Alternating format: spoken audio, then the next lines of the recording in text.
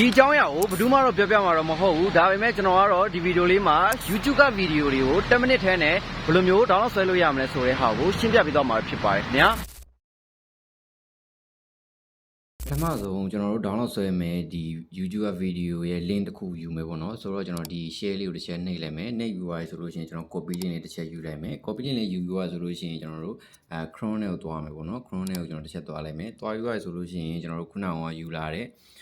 ဒီ copy link ကိုကျွန်တော်ရိုက်ထည့်ဖို့အတွက်ဒီ YouTube video download တာဆိုတဲ့ထဲကိုကျွန်တော်တစ်ချက်သွားပေးမယ်သွားပြီးသွားဆိုလို့ရှိရင်ကျွန်တော်ဒီလိုလေးပေါ်လာမယ်ပေါ့နော်ကျွန်တော်ထိတ်ဆုံးဟာလေးကိုတစ်ချက်နှိပ်ပေးလိုက်မယ်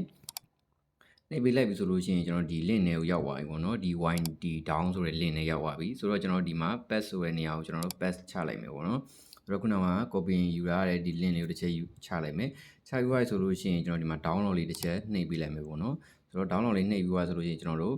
ခဏလောက်စောင့်ပေးလိုက်မယ်စောင့်ပေးလိုက်ပြီဆိုလို့ရှိရင်ကျွန်တော်ဒီလိုလေးပေါ်လာမယ်ပေါ့နော်ဒီလိုလေးပေါ်လာပြီဆိုလို့ရှိရင်အောက်ကိုကျွန်တော်နည်းနည်းလေးဆွဲမယ်ကျွန်တော်တို့ကဒီ MP4 ကိုကျွန်တော်တို့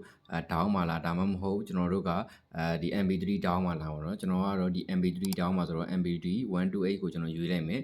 file size ပါတစ်ခါလေးပြပေးရပေါ့နော်ဆိုတော့အဲ့တော့ကျွန်တော် download လေးတစ်ချက်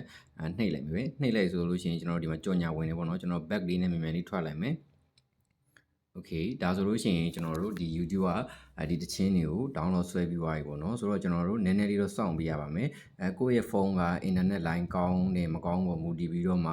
သူ့ရဲ့အလုပ်လုပ်တဲ့ပုံစံကတော့နှီးရမြန်နဲ့နည်းနည်းလေးတော့ကွာဝနိုင်ပါတယ်ကျေးဇူးအများကြီးတင်ပါတယ်ခင်ဗျာ